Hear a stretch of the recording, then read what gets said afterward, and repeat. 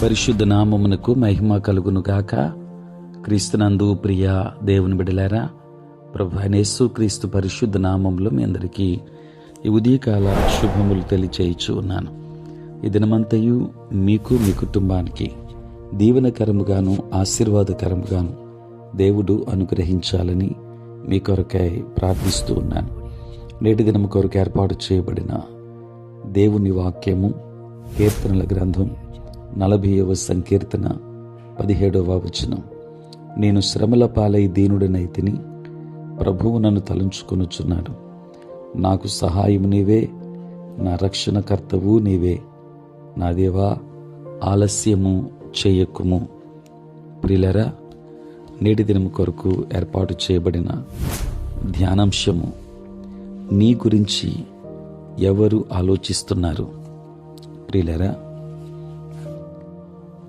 ఒక బాలుడు తన తండ్రిని ఇలా అడిగాడు, నాన్న, దేవుడు నీ గురించి ఏమని ఆలోచిస్తున్నాడు?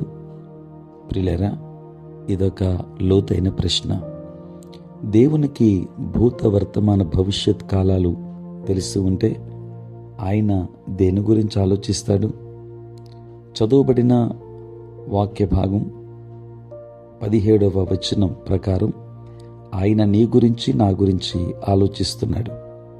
నేను శ్రమల పాలై దీనుడనైతిని, ప్రభువు నన్ను తలంచుకొనుచున్నాడు అని చూస్తున్నాం. ప్రియులారా, దేవుడు మనలను గూర్చి వ్యక్తిగతంగా ఆలోచిస్తున్నాడు. మన గురించి ఆయనకు ఎవరూ ప్రత్యేకంగా చెప్పనవసరం లేదు.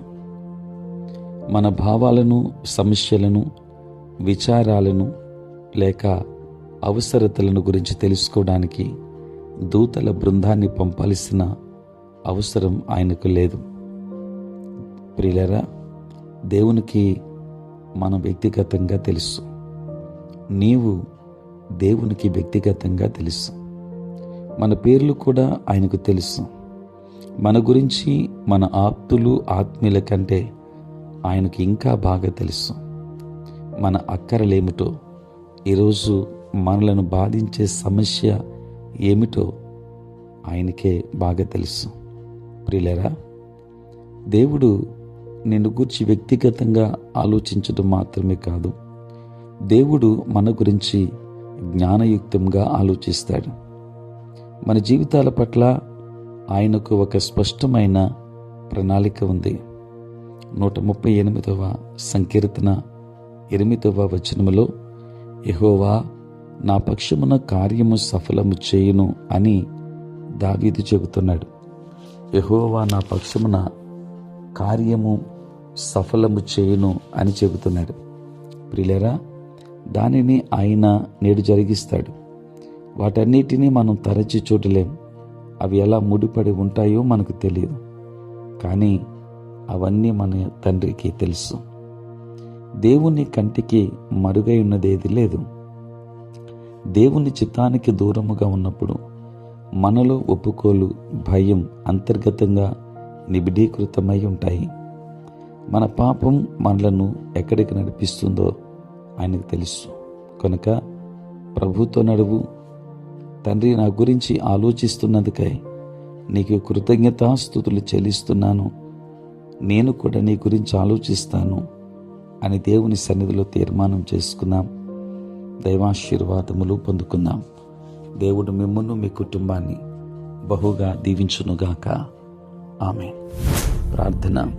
పరిశుద్ధుడైన తండ్రి, ప్రేమ కలిగిన ప్రభువా, మీ పరిశుద్ధ నామమునకు వందనాలు, స్తుతులు, స్తోత్రాలు చెల్లిస్తున్నాము నాయన. తండ్రి, రాత్రంతయు కాపాడారు నాయన. ఉదయం లేచి మిమ్మల్ని స్తుతించే భాగ్యం ఇచ్చారు. నీ స్తోత్రాలు. ఈ దినమంతా కూడా మీ సన్నిధి మాతో ఉంచండి. మీ ప్రసన్నత మాకు దయచేయండి. మాలో ఉన్న ప్రతి బలహీనత నుండి విడుదలనివ్వండి. తండ్రి, రక్షణ లేక నశించిపోతున్న వారు చాలామంది ఉన్నారు. వారికి రక్షణ భాగ్యాన్ని ఇవ్వండి నాయన. తండ్రి, నీ స్తోత్రాలు చెల్లిస్తూ ఉన్నాను ప్రభువా. తండ్రి, నాయన, పుట్టినరోజు, పెండ్లి రోజు జరుపుకొని వచ్చిన బిడ్డలను జ్ఞాపకం చేసుకోండి. నూతన ఆశీర్వాదాలు వారికి దయచేయండి. తండ్రి, ఎంతోమంది ప్రభువా నాయన వారి కుటుంబ అవసరతల నిమిత్తమై ఇదిలో ప్రార్థనాపూర్వకంగా విజ్ఞాపన చేస్తుంటుండగా ప్రతి ఒక్కరి మరి మీరు ఆలకించండి నాయన. ప్రతి ఒక్కరిని దీవించి నీ కృపల వర్ధల చేయమని యేసు నామములో ప్రార్థించి వేడుకొనుచున్నాము తండ్రి, ఆమేన్. తండ్రి, కుమార, పరిశుద్ధాత్మ త్రియేక దేవుని దీవెన సదా మీకును మీ కుటుంబాలకును తోడై ఉండును గాక. ఆమేన్.